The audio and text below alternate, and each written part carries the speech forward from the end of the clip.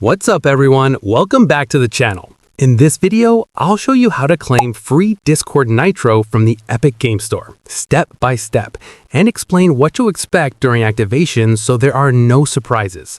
Claiming the offer is done in two parts. First, you grab the Nitro offer from Epic Games, and then you activate it on Discord. To start, open the Epic Game Store on your PC or visit the Epic Games website.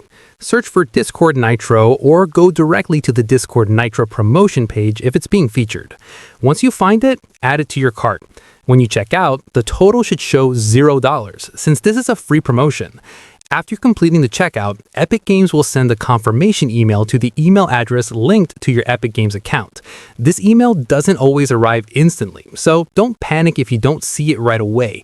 It can take a few minutes and sometimes up to 24 hours.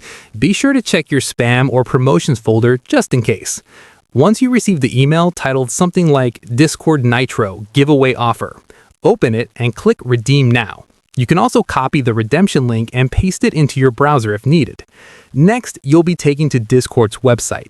Log into your Discord account or create one if you don't already have one. Follow the on-screen prompts by clicking Next until you reach the activation page.